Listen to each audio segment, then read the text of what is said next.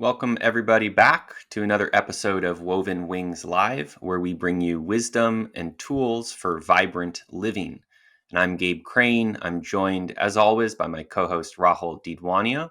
And if you enjoy listening to us, please share our podcast with a friend or leave us a review wherever you listen to podcasts. You can also join our newsletter, which is linked in the show description, to follow along the journey. Today, our topic is healing from chronic illness using Ren Xue. And our guest is Nina Jutras.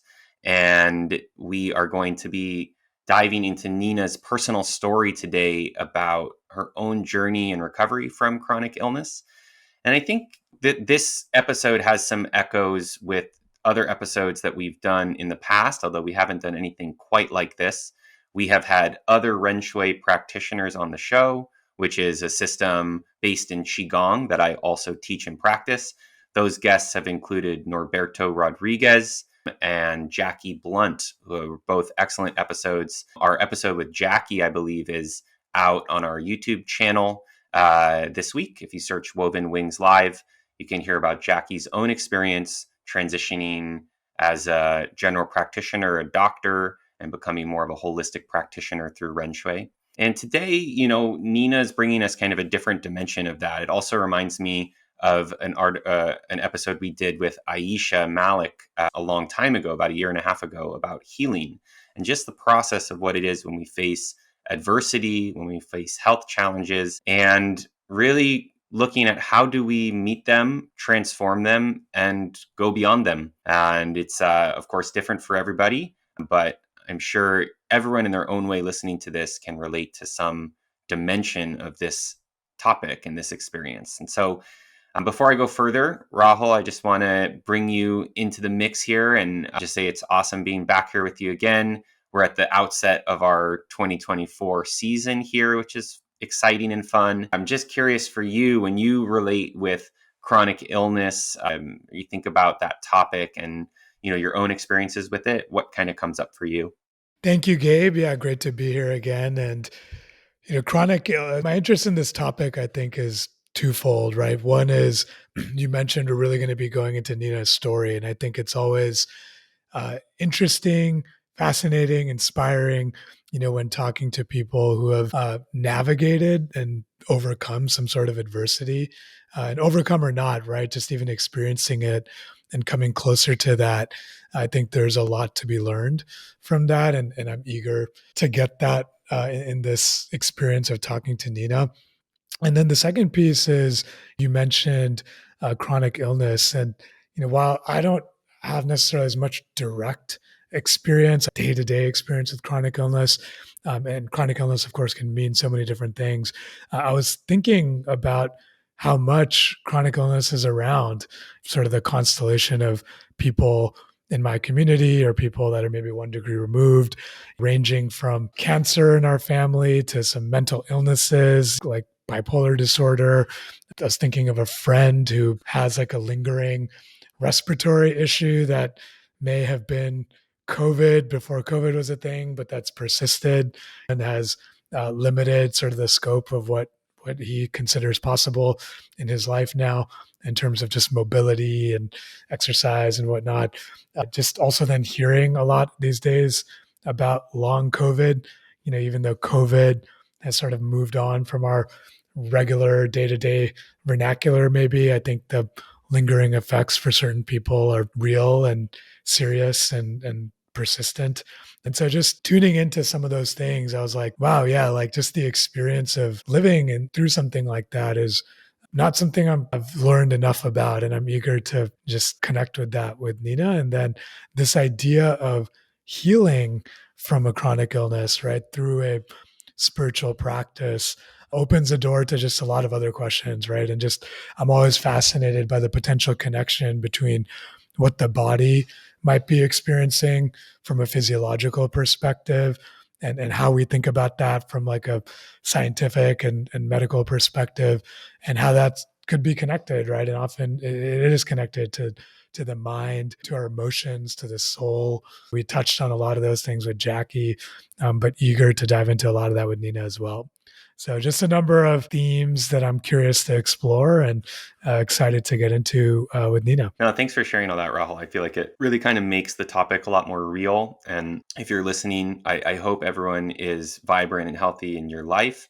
But I think your descriptions, Rahul, highlighted life is complicated, and there's a lot of different dynamics and challenges that exist out there that really touch everyone, all of us. And so I think this is an opportunity today to kind of face that reality a little bit more head on. And also kind of amidst those examples that you shared, Rahul, I think an important piece to pull out there is that illness is not just a physical thing. And certainly, I'm sure Nina will talk about this through the lens of Ren Xue, but Ren Xue has a more holistic orientation, as many different systems do, to looking at health and illness. And so when we think about chronic illness manifest itself as a particular physical health condition, but it often is taking place in our lives. If we kind of expand the scope or the concept of chronic illness to think about our habits, our patterns of behavior, our different activities that kind of take us away from our vibrant selves, our healthy, truly alive experience of life within ourselves. And so that's another way to think about what we're looking at here today. And that might even be something that you can think if you're listening to this, well, how does this apply to whether you have a chronic illness or not? What are some of the dynamics that kind of continue on? And so let's jump into that a little bit more with Nina and see where this takes us. But I want to introduce Nina, our guest today. And Nina is an avid scuba diver who was pursuing her studies and a career in marine biology before the health challenges we've been talking about changed her course. And she currently lives in Panama and works as a content manager for Ren Xue of the Americas, which is the body governing Ren Xue activities in North and South America. And in her own words, Nina says that in the past, she would have described herself as someone who has always had many questions and felt very lost and confused. She has experienced a lot of suffering and pain in this life. And at the same time, these challenges were exactly what she needed in order to find the answers she was looking for. Nina, I just want to say thanks so much for joining us and being willing to open up and share with us about your own journey. And welcome to the show. Thanks for being here. Thank you so much. I'm very excited to be part of it. And that's pretty good introduction for the whole thing. Like even what you were both saying about chronic illness and how wide of a range that is. It's very interesting to go into that further. Definitely. Thank you. Yeah. And so just to in 1 second we'll get into your story, but I'd love to hear first of all, just from your perspective, how do you feel that sharing about your story can be of benefit to other people? What is the benefit when we actually take time to share and talk about these things? For me, the main benefit that I see that can maybe inspire is really the fact that we are not hopeless and we're not helpless and we don't have to be a victim in our own lives of everything that happens to you, even health wise. Some people just think they have bad luck.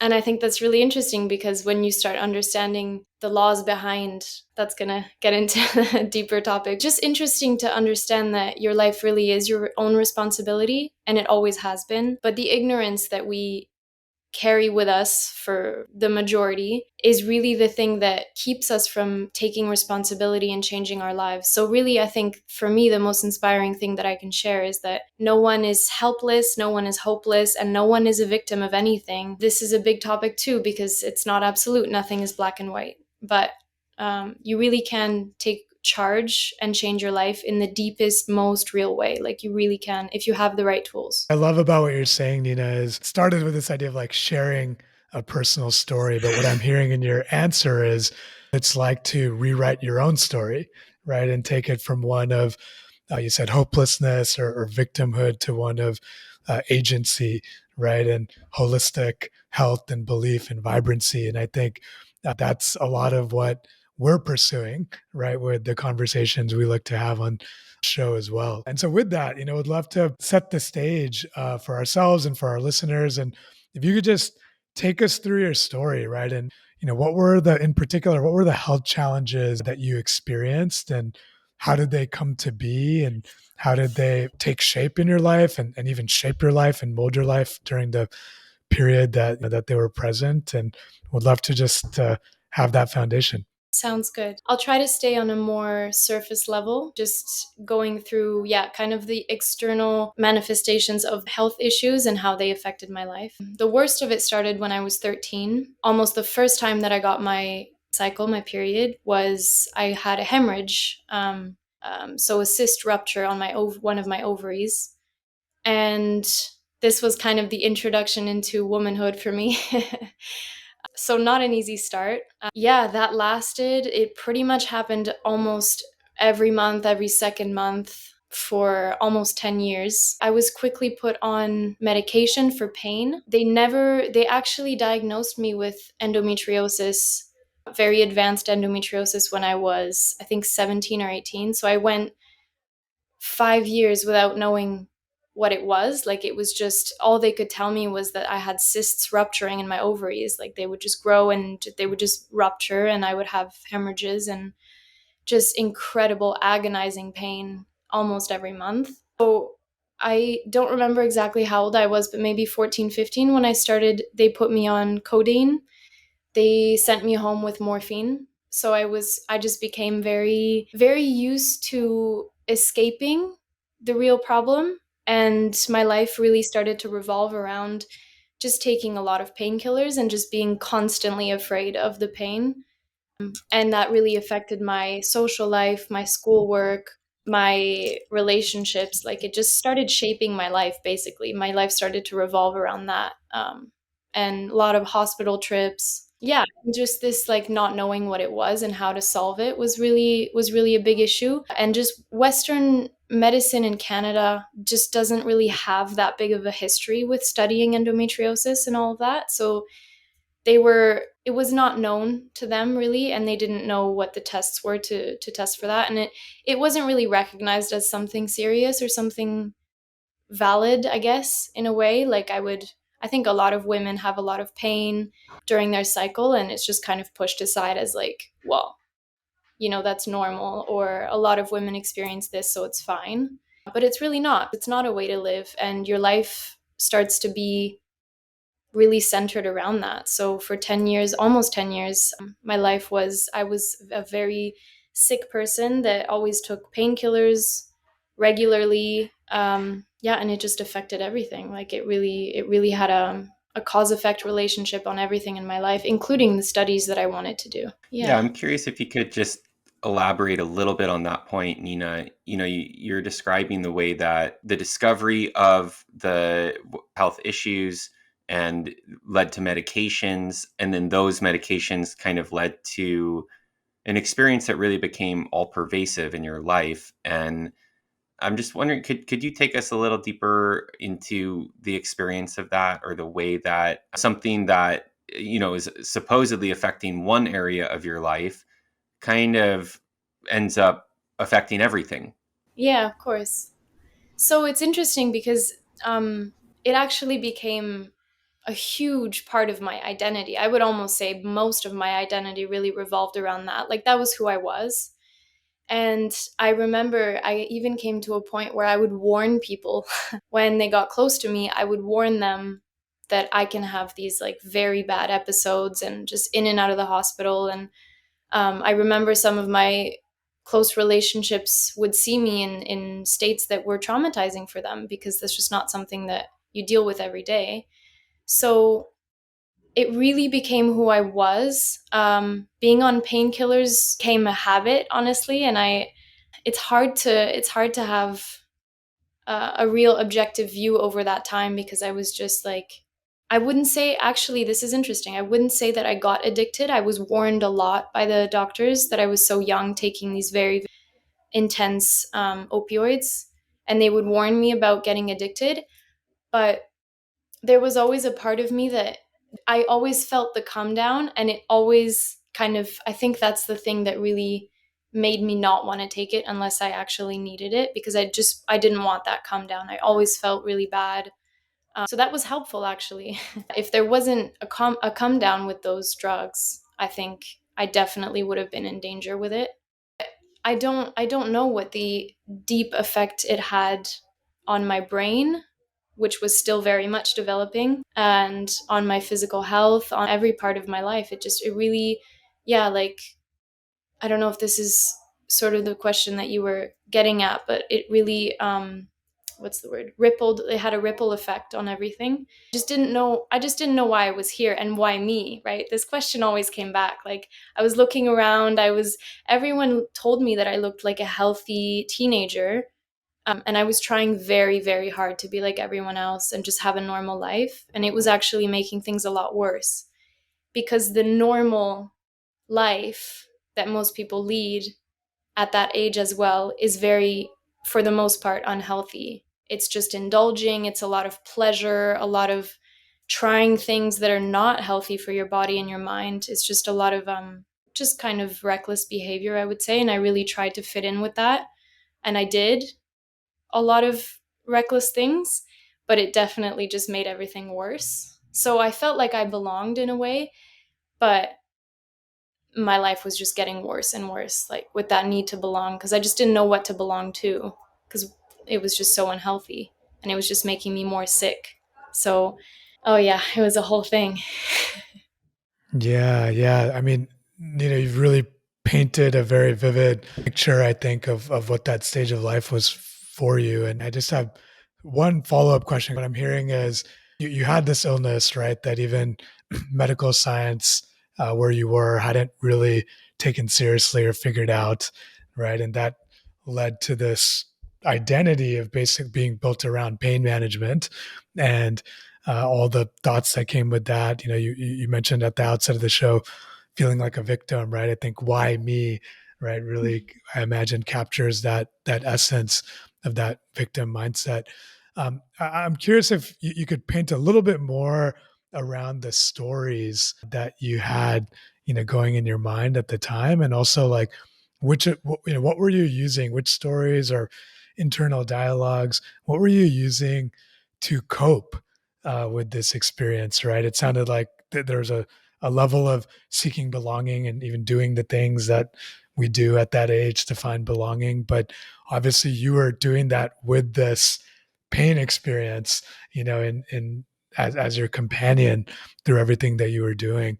And how did you cope with that? What was working for you, if anything, and what wasn't? But what were sort of the strategies that you were employing to coexist with that companion? Yeah, so a lot of escaping in any way that I could. So it was very external. It was very just a lot of like big social life, doing things like everyone else. The interesting thing is, actually, it became so rooted in who I was in relation to myself. So the interesting thing is, when we're growing up, especially I think through when you're a teenager, you're kind of figuring out how to relate to yourself. And so how you see yourself and also how you see other people, how you relate to other people, what's my relationship to them, what are the roles that we're playing. So that goes along with human nature a lot, and the social needs that we have, this need to belong, to be approved, to feel safe. All of this was just, I think most of us look for it in the wrong place. We just never take an internal approach in that sense. And I really did the opposite of that. Like, I really wasn't internal at all. I was trying to find those things in everything except for myself. So it was very toxic behavior. It was very, I honestly wouldn't say I was coping. I mean, I think I was surviving, but I wouldn't say that I was living. And this is one of my favorite things to really express, because I really think that a lot of us are surviving. I really don't think a lot of us are truly living. And I just think for most of my life, because I'm still very young, so that was most of my life, I was just surviving and just passing time as best I could, like just escaping. I didn't want to take responsibility for my life. If you had told me that 5 years ago, I would have said, just let me, just don't even, um, just let me be like everyone else, I would have said, because I really just wanted to belong, and I didn't know who I was without this, which is where I wanted to get to. It became so essential for me this sickness, to be this sick person, that I actually realized, and this was one of my breaking points, I realized that I didn't know who I was without this. So it was this huge negative thing in my life, being sick, and everyone was just, there was a lot of pity. Honestly, there was a lot of attention. I was very important. I felt very important because of that. I was kind of standing out because of that for the people in my life. I really, I was finding my place, and this was the thing that made me get the attention that I felt like I needed. So everyone has different ways of getting attention when you need it. And this just became mine naturally, and I was not conscious of that at all. So I was actually very attached to this illness, to this sickness. I was very attached to it, and I didn't want to let it go, because without it, who am I? And this was so powerful of a realization for me, that it was this thing that I didn't want in my life, but at a deeper level, I didn't know who I was without it. So actually, I did want it in my life, and I didn't want to let go, and I didn't want to change it. Yeah, it was huge. Yeah, one thing I really appreciate about your description, Nina, is just the interlocking dynamics. I mean, I think we often think, oh, I'm sick, with X or Y, and it affects this particular part of my life. But in the story that you've just taken us into, you can really see how it becomes, very interconnected on all these different aspects of life and these different dimensions of life, and how, a certain physical dynamic you're dealing with turns into a emotional and mental and also social experience, and how your identity and identification gets wrapped up with that, and how this supposedly limited thing actually ends up affecting everything. You mentioned reaching a breaking point, and I'm kind of curious if you can take us towards that now, which is really around, what changed. What is it that led you in this experience that you were having, um, and put you on the journey towards sitting here as you are today, talking about it in the past tense, or sharing your experience with us? What happened that created an opportunity to break this cycle? I love this. um, I really do. This is just like, this is amazing for me to go over, because it's also just such a good reminder of how much everything has changed. Like yeah. Um, the break, like what led me to that breaking point was, first of all, getting out of high school. In high school, I was just always surrounded, and I was still living with my parents. Well, either one. And I was always surrounded by people who would give me the attention that I thought I needed.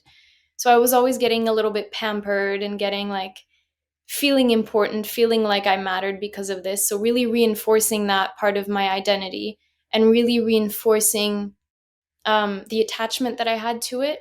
So I wasn't really reconsidering it that much. Like, it was just, yeah, I just wasn't really asking myself if this was a problem that I was attached to it. And I didn't even see that I was. Um, and what really changed is getting out of high school. I won't go through exactly what happened in my life, moving away and everything, but life kind of put me in a place where I just wasn't surrounded anymore. And I did kind of isolate myself a lot. Like, I moved to Panama, a different country. I didn't know anyone. I didn't have my family around. And I was kind of confronted, not kind of, completely and utterly confronted with everything that I had created in my life, because we are creators. And yeah, I was just like fully head on confronted with everything that I was attached to. And so I was having these episodes, but now I was by myself, and I didn't know anyone. I had a couple friends, but they weren't really good friends. So I was just, yeah, I mean, it was a game changer for me to not get that attention, and to really ask myself, wait, this is my life. And it just changed everything because I didn't have the attachment that I had to this, and the actual consequences that this illness was having in my life, like blocking me from pursuing my passion, which has always been the ocean diving, marine biology, all of that. This illness was completely blocking me from this, in very, very serious ways. And I was seeing, sort of isolated by myself, seeing the picture that was being painted of my life, my future, did this repetition thing of just, you're going to be on painkillers half your life, and you're probably going to be alone and have to sit with it and confront the fact that this is your life now. And I just didn't want that life. Like, it was a very hard thing to take. Um, yeah, I think that's what changed. I had never been confronted with the implications and the consequences of this becoming my identity. Yeah. Yeah, Nina, I think in what you said, there are three points that really, really stuck out to me. One was this point you made around we are creators, right? That we play a role in the reality that we view to be our reality. We had this whole episode called Creating Your Own Reality. And that theme, I think, is one that's really easy to forget, right? And I think especially when we're in that mindset of viewing life as something that's happening to us versus something that we are in dialogue with, in concert with, that we're dancing with, right? That we're creating or influencing, at least in some way. I think it can be a very tricky rabbit hole, right? If you're not viewing that level of agency, or the fact that, hey, I influence life, I'm part of creating my own reality. And then the other thing that really stuck out to me was what you said around just, what I took it as is that we have this like rooting in familiar patterns, right? And for you, it was this idea of sort of almost the crutch of the attention that you were getting in your childhood, right? And I think even psychology talks about how we're raised in a certain environment, even when it's harsh at times, or even when something is misaligned with our values, we get used to it, right? And there's a comfort in being rooted in a particular way of being. And sort of the third point that came to me there was often what it takes, right, to see that, hey, we're being rooted, we're following a familiar pattern, is some sort of space, right, some sort of distance from that reality. And in your case, it was geographic, right? To start, it sounds like you literally were in a very different place, and that created the conditions to be able to step back and to look at your life in a particular way. For others that maybe don't have that luxury, right? There are just other ways to create space. Space can be as simple as a moment of stepping out of our experience and looking at it from the outside, right? All the way to moving somewhere different and changing our environment. And I think there's just something really powerful, even if it's simple, very powerful in that arc that you were describing, right? That, hey, there's space and an opportunity to look at your life and to identify the patterns that you had and how they were contributing to the reality that was your reality at that time. And so, with all of that said, would love to just continue the march down your story and understand, okay, now you're there, you're in this environment, you're seeing how these patterns are getting in the way of the reality that you want to have, getting in the way of the things you want to be doing. What came next, right? How did you build on that awareness and do something about it? Yeah. So, um, I think what really came next was a switch in the balance. Like, up until that point, the need for attention and the need to belong and the need to be like everyone else and do the things everyone else was doing was kind of a little bit over, the health, taking responsibility for my life and the health. It was still a little bit more, but the accumulation of just being in such a hopeless, helpless, alone state, confronted with what I had created, and what I had reinforced for so long, just being confronted with that slowly made the balance switch. And I just remember a breaking point where I just felt like, you know what? It's just not worth it to belong. Because if belonging means, so belonging to my age group, belonging to human society in general, with the activities, with the drinking, with the smoking, with the partying, and all the unhealthy habits that we have in general, and also just being an 18-year-old or 19-year-old. That was my breaking point. I was 19. I just realized that belonging just wasn't worth it anymore, because if belonging meant that I didn't know if I was gonna die or not. Like every time I had a hemorrhage, and every time, because it got very, very serious. Like it got to the point where I had emergency surgery in Panama in a hospital that had no water, and just the medical care was obviously very different than what I had experienced in Canada. So, and I was alone at that time. Like I had a friend who I didn't know very well, and she was with me, but I didn't speak Spanish. Like it was a horror story. And I realized that I was putting myself in that situation. Like I just had no one else to blame anymore. And I had nothing to blame except myself. I really was reinforcing it. And I was looking around, like you said, at my patterns and my habits. And I was just saying, man, I'm still doing this. Like this is just not worth it. So yeah, coming back from that, the emergency surgery was the breaking point. I would say the number one breaking point. And I just felt like, I don't want this life. If this is the life that I have, I don't want it. And I didn't know what else, right? This is something that I think a lot of people struggle with. You don't know what else there is because you've never had anything else. But you just know that this is not it. And you just can't continue with this. So anything else is fine. So then you just come to like a surrendering moment where you just kind of open yourself up to possibilities, to change, to actually taking responsibility, because you just have enough of yourself, because you're just starting to realize that you're not a victim. You are creating this, and no one else is going to save you.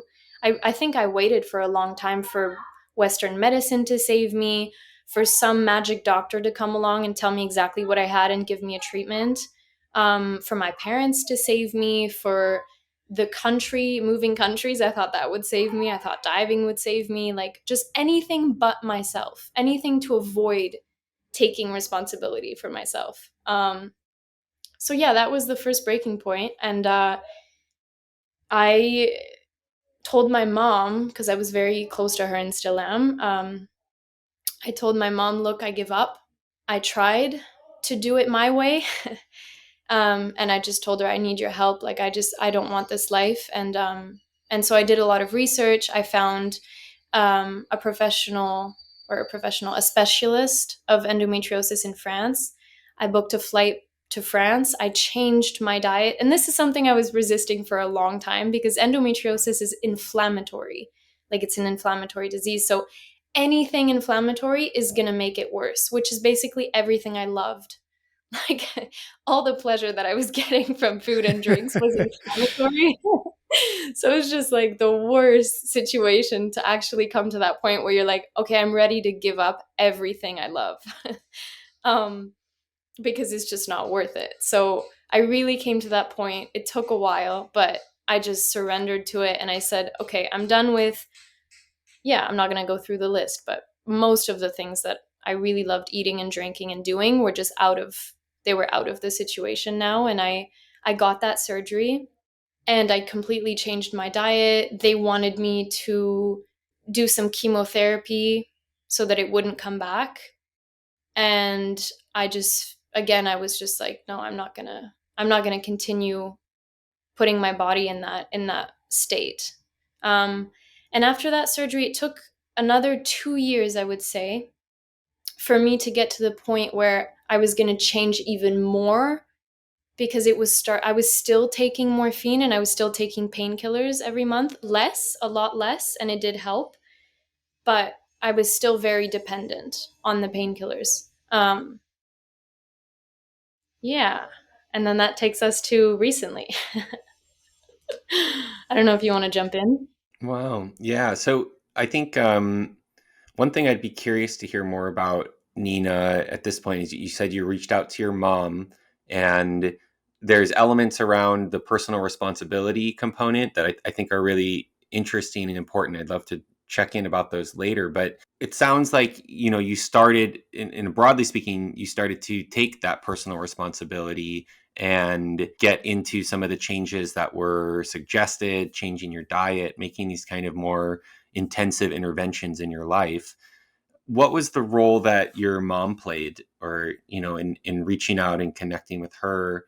And I know your mom is involved in Ren Xue, and that system kind of started, having an effect in your life. So how did that play a role in kind of taking the steps that you did? So basically, my mom. Okay, well, I'll just give a brief intro to my mom with this, because it does tie in very seriously to the lack of responsibility that I had. um, she actually had also a health issue come up, a very serious health problem come up when about the same time that I was getting really sick.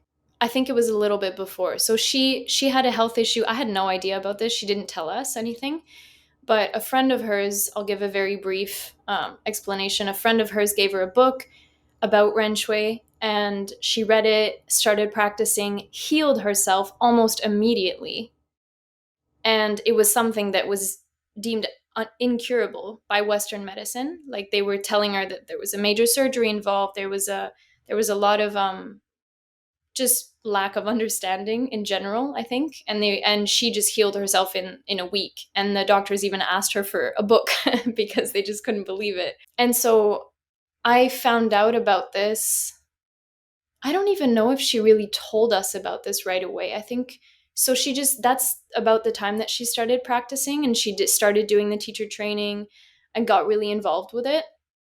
And that was around the time that I was starting to get sick. So the interesting thing is, Ren Xue has actually been in my life for 10 years, like over 10 years. But I've just seriously gotten involved with it for the past like 2 or 3 years, I would say. Um, Maybe a little bit more. But we've been talking about it for a long time, my mom and I. Like, this has been our life for a long time. And so she basically, now the way that I see it is that she saw me go through all of this, and she was just, in the beginning, she really was pushing it. She was just saying, try it, like, just read a book, do some practice, I'll teach you some movements, just try it. And this was the yuan gong qigong movements, but at that time it was still Zinen qigong. So yeah, she was trying to like teach me some moves. I remember being um just in a ball on my bed crying and screaming, and she would say, get up and push the mountain. like like do these qigong exercises. And I just wanted to punch her. Like, I was so angry with her that that she didn't understand. This is the thing, she's actually one of the only people who didn't really give me that attention and like the victimhood that I was looking for. Which, of course, my patterns were looking for that, not my actual need of to grow, because that attention that I wanted from other people, it was not healthy at all. Like, this was an attachment that I was creating. And I just remember being very angry with her because I didn't feel like she was giving me that um because she knew that you can change your life if you really take responsibility. So she wasn't really pitying me at all. She was there for me. She was supporting me, helping me when I needed it. And we had a lot of problems at some point because I was just telling her, basically, just let me suffer. Like, give me my drugs and my morphine and let me suffer, and just sit there and just support me, but don't try to fix it. Like, it's so interesting to see that now, that I really was resisting this solution from myself, because she wasn't handing me a magic pill. She was telling me, you can change your life if you take responsibility for it. And I wanted the magic pill, I wanted the easy solution. And at the same time, I had this very strong attachment to the attention that I was receiving. So I guess unconsciously also, I was thinking, or I was feeling, that if I fixed the problem, I wouldn't be getting this attention anymore. And right? It comes back to, who am I without this, which I didn't know. Um, so yeah, for a very long time, my mom was basically offering me the golden key. And I just wasn't ready for it. I really needed to come to that breaking point myself. And the chi field, which for people who don't know what that is, the information of this system, this Ren Xue system, and the practice behind it was just so strong. The support that my mom was going through big changes in her life. She completely changed her life. She was an example to me. She became an example of what I could be and how life can be a very healthy, positive, growing, happy, just positive life. Like I really didn't have that many examples around me of such a positive, healthy, happy life. And she really took that role with the work that she was doing on herself. So when I came to that breaking point, I also had this is why I called her and said, "Listen, I'm ready to start changing," because she had already changed her life and she was in the process of doing that. So she was showing me all these years what was sort of the a different possibility about life. And I just came to a breaking point where I said, okay, I want that.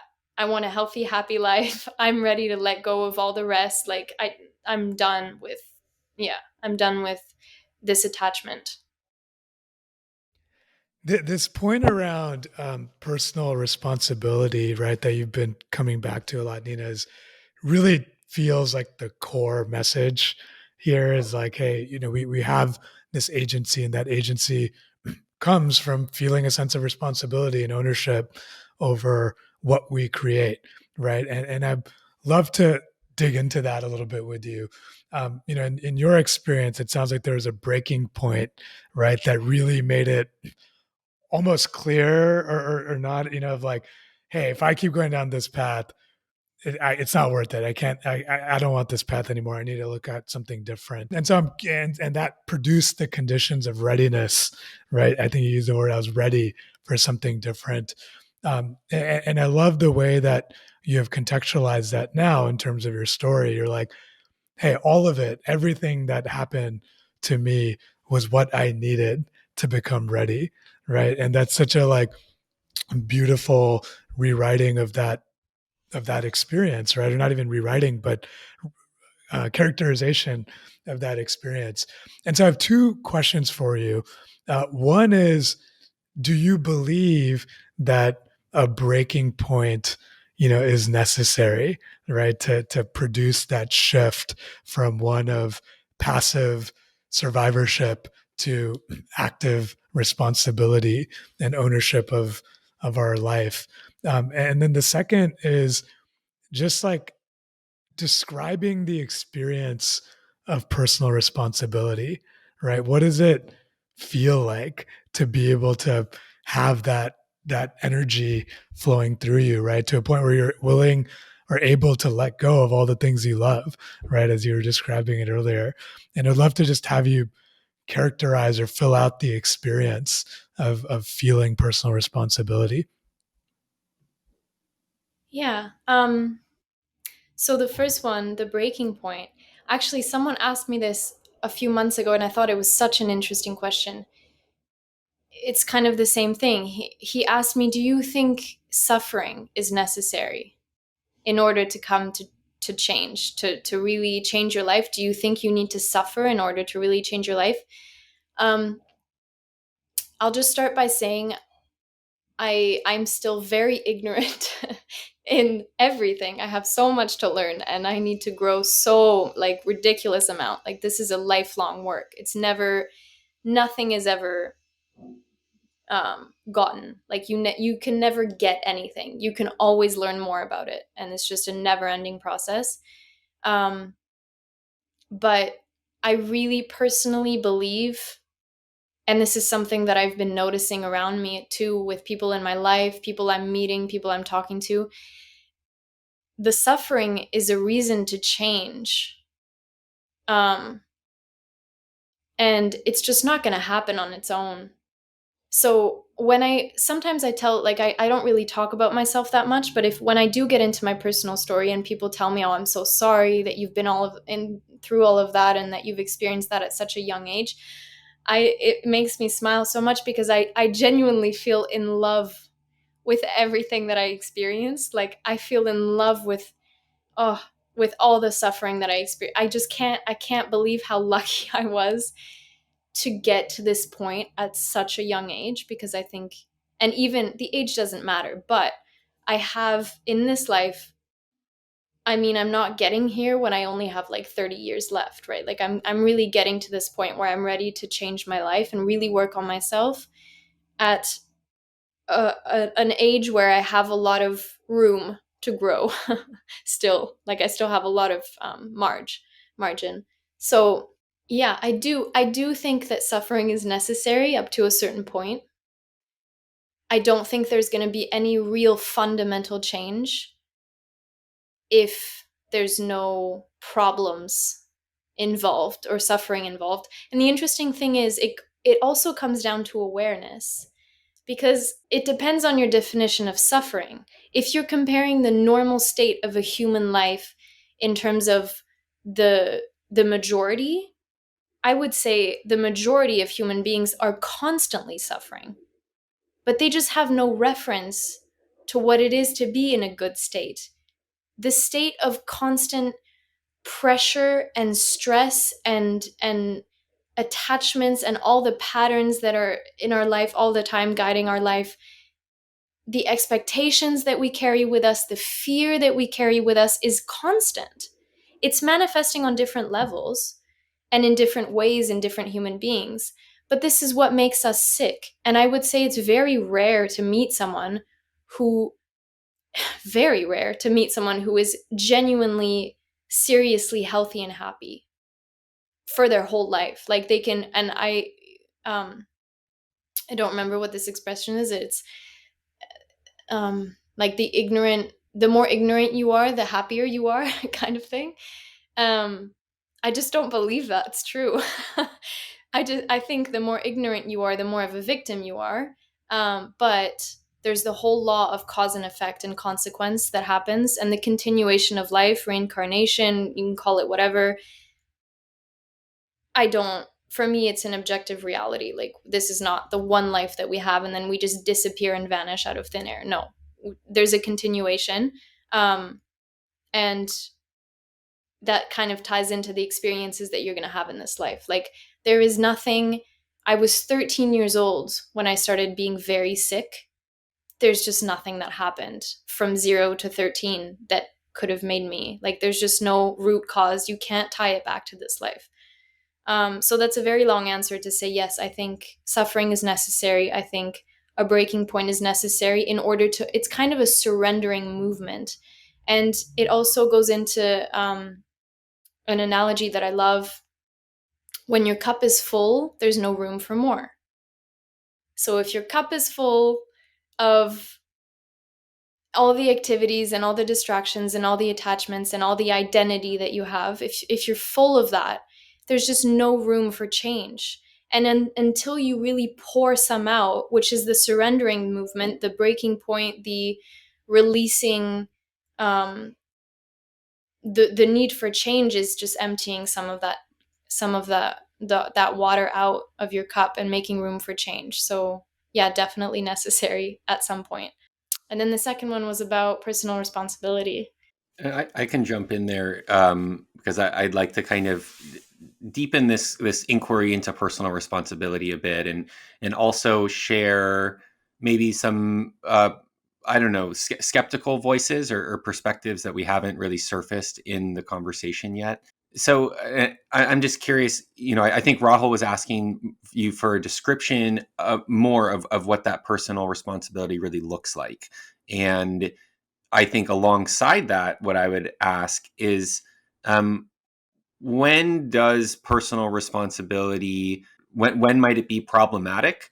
Or another way of saying this would be, I can imagine a lot of folks listening to this, or people I know in my life, or parts of myself, right, that look at taking personal responsibility with some suspicion. Like within the story that you've laid out, Nina, maybe we're more identified with the victimhood of, life happening to me.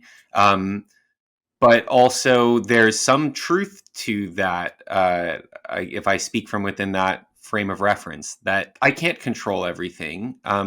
Life does happen to me. Like the weather comes in, and I don't control that. I don't necessarily control who ends up showing up in my life, or if I go out and some unexpected misfortune happens, God forbid, and there's an accident, or that some stuff just happens, or to take another vein, that yeah, maybe nothing happened in your life from 0 to 13 to kind of cause this event, the physical illness that you developed, but maybe there isn't no explanation for it. Maybe it's not a past life thing or something that happened. It's just, or that you're responsible for or guilty for. It's just something that happened, because that's what happens with human bodies. And there's just kind of some randomness in life.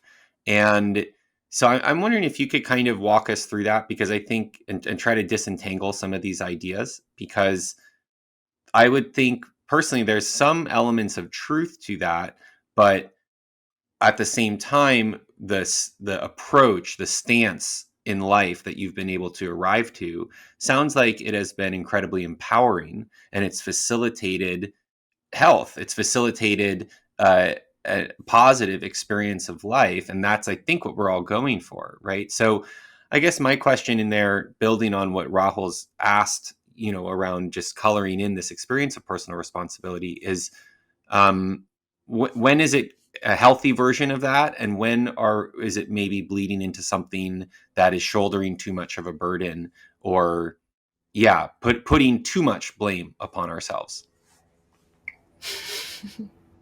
This is huge. It's a huge topic. So yeah, it's important to get into that control thing. Like you said, we cannot control everything. Actually, the only thing that you can truly control is yourself.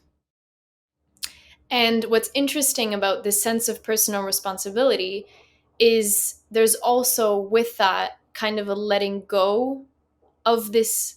And I'm not saying I did it. I'm working on it. There's a need to really let go of this fear that, I can't remember the quote, but it's kind of people thinking that the universe is out to get you. It's not out to get you. It's just not. And if you really look, I think most people, if they get to, I hope most people get to a point in their life where they can look back and truly appreciate everything that has happened to them or for them, depending on how you look at it. I really see that things have happened for me, not to me. And this goes with the victimhood. I used to feel like things were just happening to me.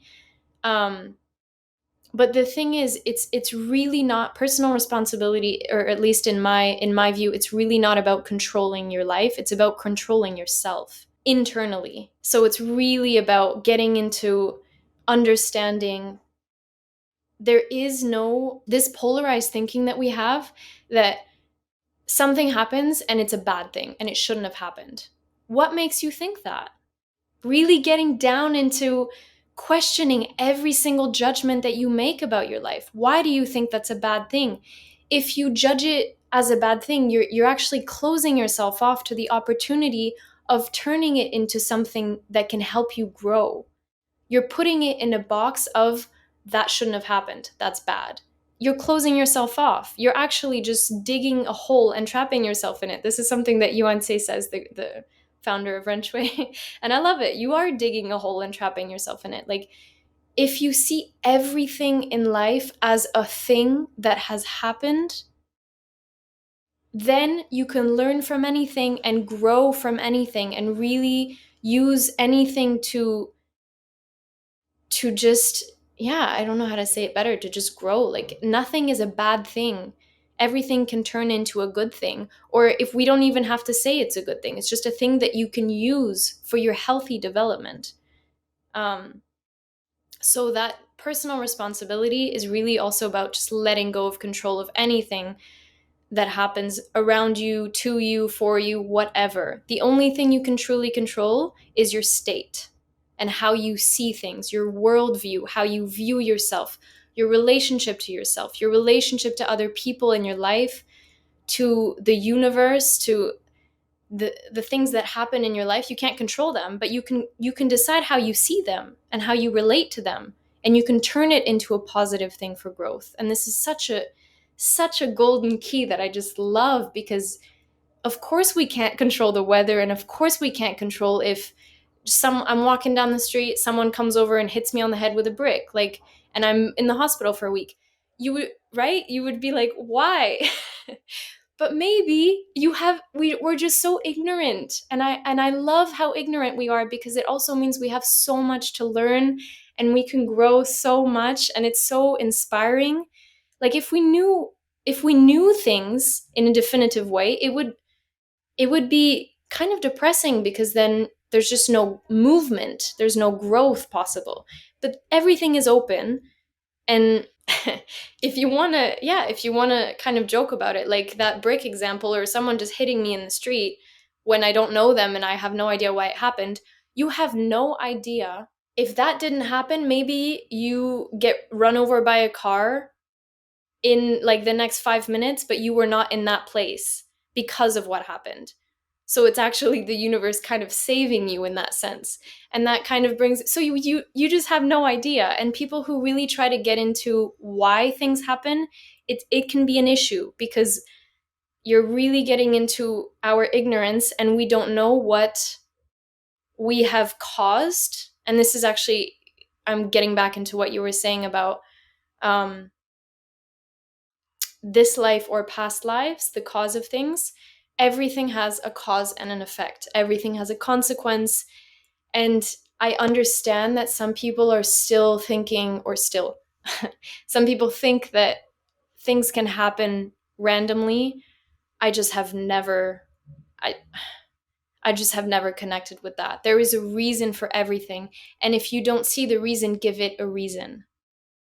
And in this sense, because if you think things are random, you're just going to be a victim your entire life. Like, you can't grow from anything. But if you see everything that happens as an opportunity to really grow and learn, then you are taking charge and responsibility for yourself, your life, and for other people around you. So this cause and effect thing, it doesn't matter if what happened to me very young comes from a past life. It doesn't matter. What matters is that there has been a cause and an effect, and me getting sick in this life is linked to that law. It has been a consequence, and I'm every single second of my life, every single moment, I am creating more effects and more causes, and this is constant. So I think it's so important to really be aware of what you're creating in every moment, with your thoughts, with your actions, with your feelings, your relationships. Just everything has a consequence. So awareness is very, very crucial in that sense. Yeah. Yeah, Nina, I think what was just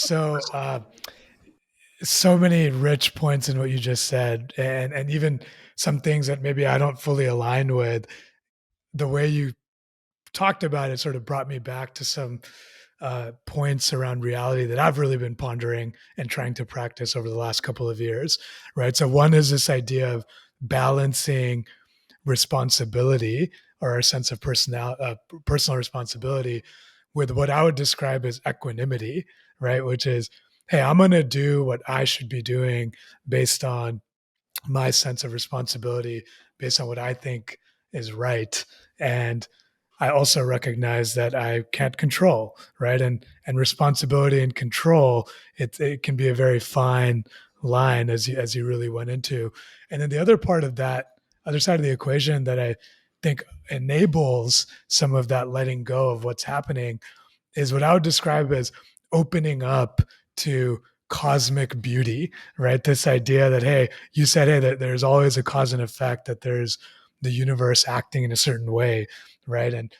Again, this is where maybe I don't fully, maybe I'm not at a stage where I fully believe that, hey, everything is happening according to some reason or some cause and effect. I do believe very much in randomness, But I think the piece that you mentioned, hey, if you don't believe in cause and effect, if you don't think there's a reason for something, make your own reason.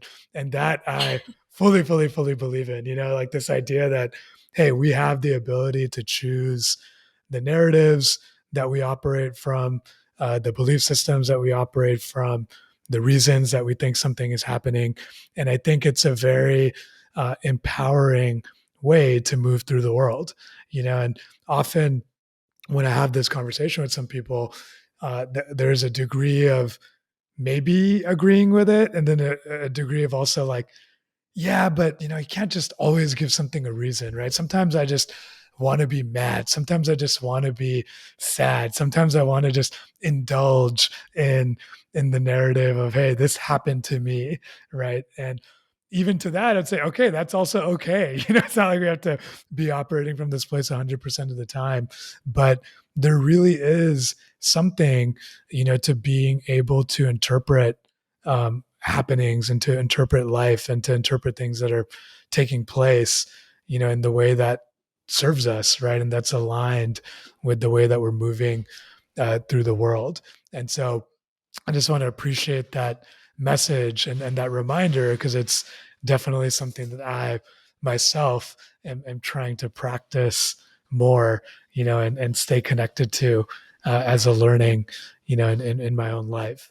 And so, with that said, I'd love to actually turn it to you, Gabe, to see if you have any questions that are emerging for you, because I'm still just absorbing and connecting with everything Nina just said. Yeah, no, thanks for just sharing your reflections, Rahul. And I think that I what it brings up for me is like the experience of negativity.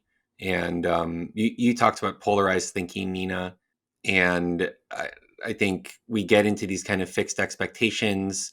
We've talked about victimhood on the show of what we're owed, how things should be, and that ultimately there's kind of just you have an opportunity, and that's where the personal responsibility comes in, as you were saying, Nina, to control your own state, to decide how you're going to relate to the moment, to the experience.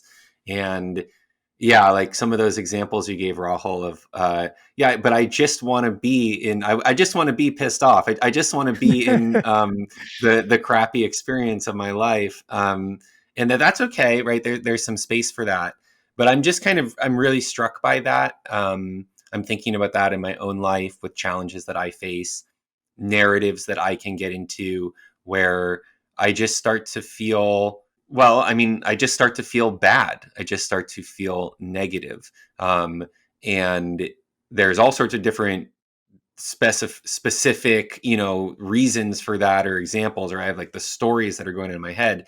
But underneath, it's just that there is this underlying, like the quality of the entire reflection is negative. It's about suffering. It's the experience of suffering. And what I hear in what you've described, Nina, is getting to a breaking point with that where you're able to kind of see that clearly, and regardless of the circumstances or what's created it or why it's happening, all these things, that you're giving yourself a reason to relate positively to your experience, to your present moment, and the opportunity for what can come going forward, and the recognition that in this present moment I can create something that's going to positively uplift my life immediately and create a ripple effect going forward, or I can stew in this and keep feeling shitty, and kind of have life continue on that way. And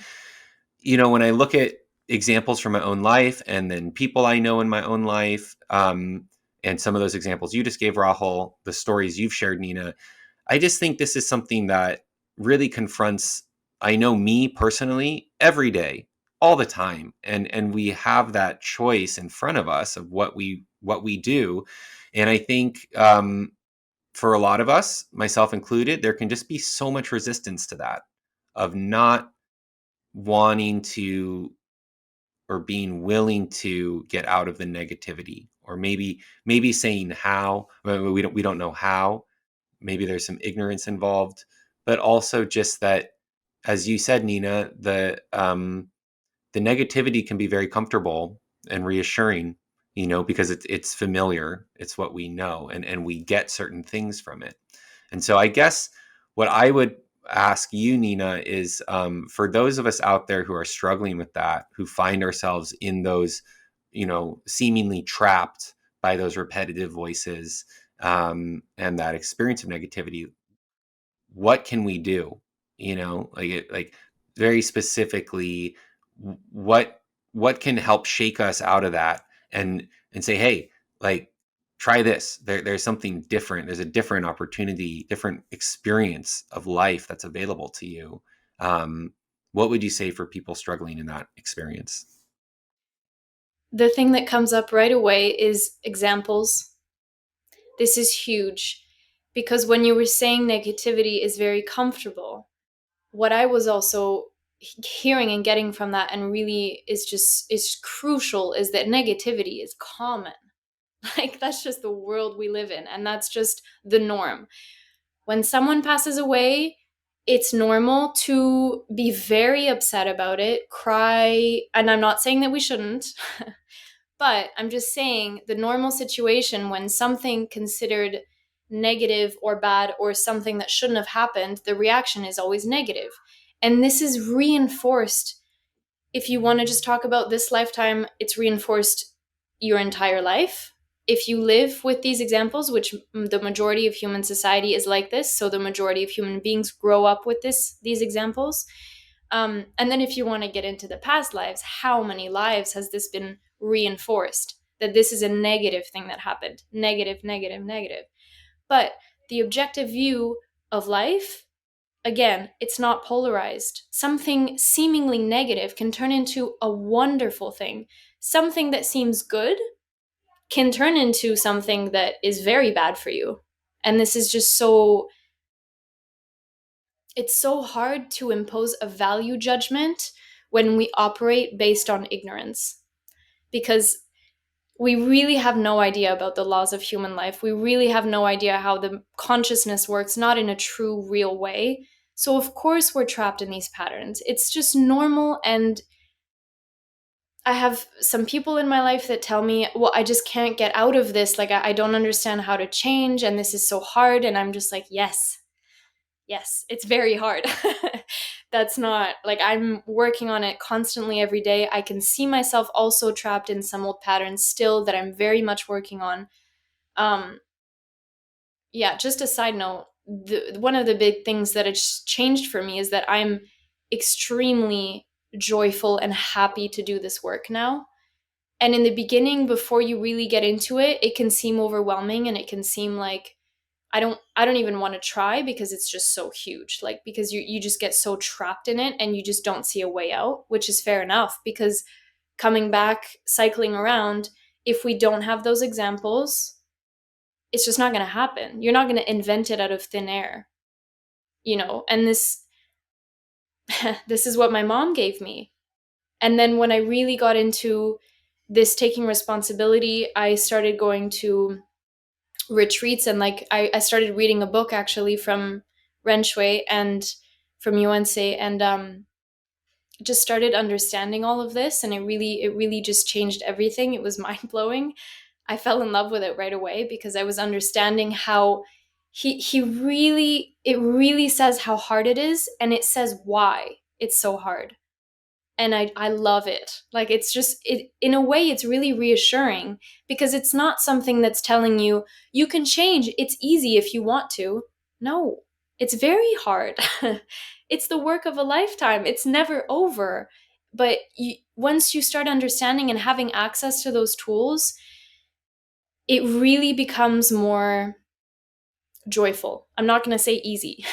It really becomes more joyful, and it really becomes just something that's so beneficial to yourself, and you can see these changes in your life. Like, I can't even really put myself back a couple years ago, because I have no reference to that life anymore. It's so many things have changed, and yeah, it's just mind-blowing, honestly, and I have such a long way to go. I can't put myself in a few years, like, who knows. But I really want to touch on one thing about this negativity and these patterns in general. you cannot change anything if you don't have, well, an example, as I said, but a reference to the laws of life. So if you don't have healthy standards and healthy values to base those changes on, they're not going to come from your imagination. I think a lot of people try to change based off what they think should be a positive thing or should be right, but that mainly comes from the imagination. And again, if we don't have an example of a real positive beneficial value, for example, like what is truly beneficial to life? If I ask this question to someone in the street who's never studied any or really learned about anything or had any examples of a truly healthy, happy person, this person is going to give me their opinion, subjective, which is just going to be based on their imagination. So it's very hard to change if you don't have those objectively healthy, beneficial standards and criteria. And that comes from, and only comes from, truly understanding how human life works and how do we grow in a beneficial and positive way. It just can't come from the mind. Like, we can't invent that understanding. Thank you, Nina, for that, and everything you were just saying got me thinking about the like Buddhist framework, right? Of this idea of you seek education and understanding, right? What you just said, you have to study, you have to engage in that process. Ideally, you have a teacher, sort of the second pillar that's part of that, and then the third is community, right? And I take your word example to really be indicative of, in some ways, also of community, right? To being surrounded by the examples that really reinforce, the direction that you want to be going in. And so, let's looking that we've come out across time here, and I just really want to thank you, Nina, for a very, very rich conversation, and for a rich reminder, right, of all these various concepts, the many, many concepts that we explored, and really want to thank you, especially for sharing your story in all of the details and everything that you've gone through. There's a lot of learning, a lot of inspiration, a lot of example of resilience, and of course personal responsibility that I think we can draw from. So just thank you for being a part of this. Thank you so much. This was great. I really think it's so important, all of this, like really talking about this stuff, getting it out there and giving people some hope that you really can change anything. Like, it really, yeah. So thank you for letting me be a part of this. Yeah, absolutely, Nina. So yeah, thank you. Just echoing what Rahul said, just thank you so much. And for folks who are listening to us today, I think Rahul and I both hope that this has been a, excuse me, that this has been a nourishing and helpful conversation for you as you think about your own life, and where you're at and the pathway to uplifting it. And so if you enjoy listening to us, or you think this episode could be beneficial to someone in your life, please share it with them. Leave us a review wherever you listen to podcasts. And most importantly, just try to share the messages of this episode and your own grappling with it, your own reflections with someone in your life, and stimulate these kind of conversations in the world and in your own change and growth process. You can always join our newsletter, as always, to follow along on the journey. It's linked in the show description. We'll also provide there some links about Ren Xue and Nina's work with Ren Xue of the Americas. So until next time, we just want to say thanks again for tuning in with us. Check us out wherever you listen to podcasts. You can find us as well on YouTube these days with both long form episodes and highlight reels of our shows. And with that, we will catch you out there next time. Thanks so much for joining us, and take care. Bye-bye.